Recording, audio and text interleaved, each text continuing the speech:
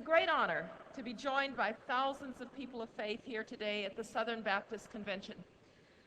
You are all individual messengers of independent churches, but today, through you, America's 16 million Southern Baptists celebrate their unity. Yesterday, the democratic voice of your church spoke, and I would like to congratulate Pastor Frank Page of Taylor, South Carolina, who now has the privilege as serving as the new elected leader of America's Southern Baptists.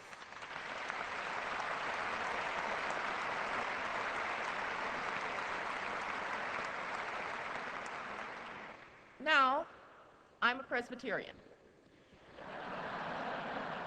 But I want to tell you why I'm a Presbyterian. I trace the roots of my faith back to my granddaddy. Granddaddy Rice was a poor sharecropper's son in Eutaw, Alabama. That's E-W-T-A-H, Alabama. And one day, he decided he was going to get book learning. So he asked where a colored man could go to college, and they told him that there was this little school called Stillman College.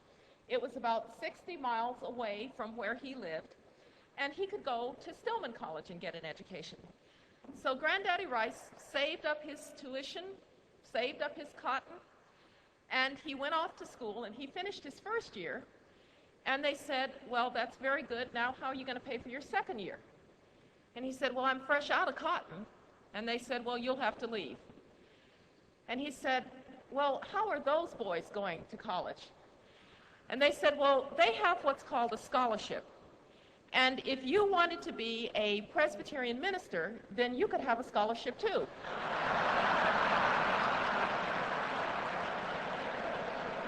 Well, my granddaddy said, you know, that's exactly what I had in mind. And my family has been college educated and Presbyterian ever since.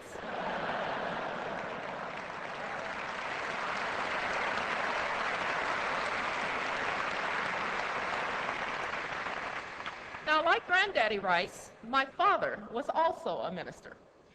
And I was born on a Sunday morning. And he was literally preaching when I was born. He'd been told to go ahead and give his sermon. That child probably wasn't going to be born before he could get back. But he came out of the pulpit, and his mother said, John, you have a little girl. That was my first introduction to the church. And I grew up in Birmingham, Alabama, and in the South we have an expression. Yeah, there's some folks out there from Birmingham. I can hear them. We have an expression for people who were raised with religion. We say they grew up in the church.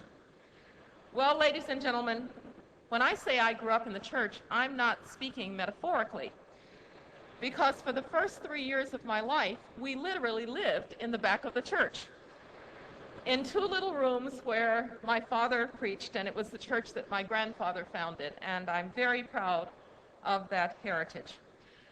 People ask me all the time about my beliefs, and I tell them, faith has been a journey for me, as I'm sure it has been for each and every one of you.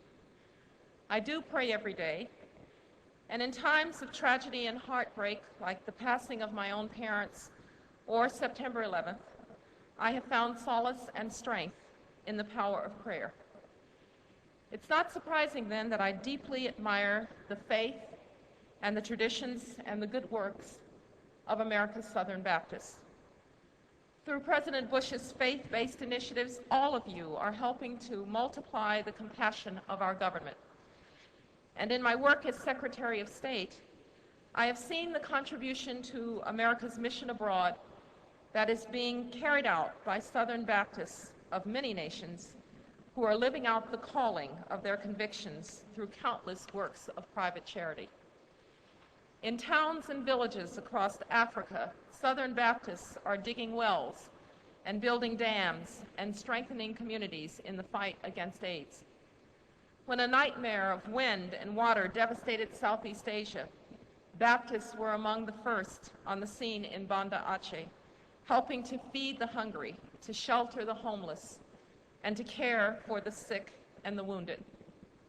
And of course, here in our own country, few have done more than Southern Baptists to help ease the suffering of our fellow citizens who lost everything in Hurricane Katrina and Hurricane Rita.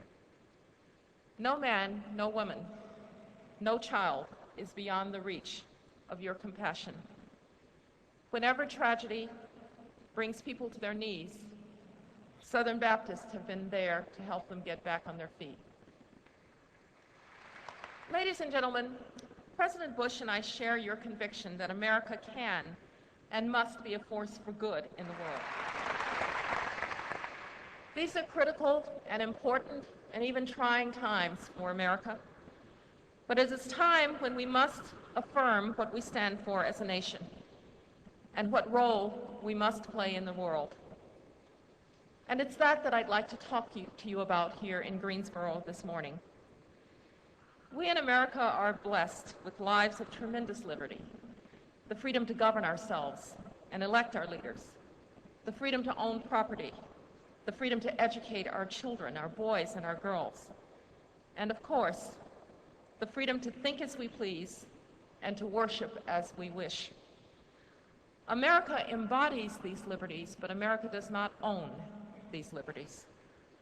We stand for ideals that are greater than ourselves, and we go into the world not to plunder, but to protect, not to subjugate, but to liberate, not as masters of others, but as servants of freedom.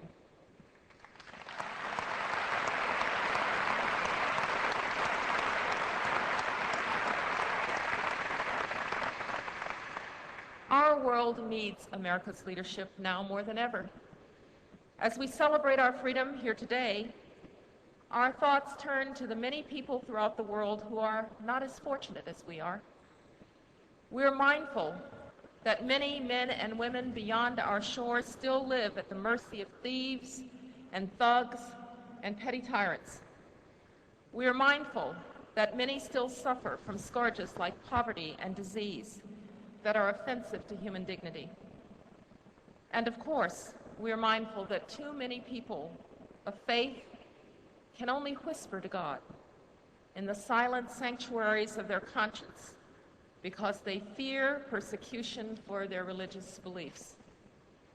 These are tragedies. These are tragedies, but they are also threats in the making. For in today's world, we have learned that whenever freedom and tolerance are on the march, we are secure. But when these ideals are in retreat, we are vulnerable.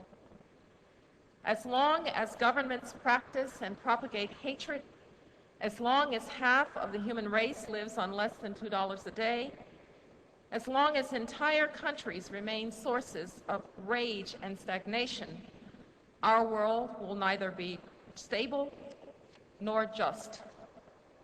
So here, ladies and gentlemen, is the choice before our country, before us as Americans. Will we lead in the world, or will we withdraw? Will we rise to the challenges of our time, or will we shrink from them? America is a country of vast wealth and power, to be sure. But just as important, we are a nation of great compassion and conscience and democratic principle. So as we consider our future role in the world, we must reflect on some important questions. We must ask ourselves, if not for America, who would rally other nations to conscience, to the international defense of religious liberty? Amen. President Bush has made clear that the best relations with the United States are reserved for those governments that respect the beliefs of their people. When you go to a place like China, as I have, and you sit in a church with Chinese Christians, you cannot help but marvel at their faith and their courage. If America does not rally support for people everywhere who desire to worship in peace and freedom, then I ask you, who will?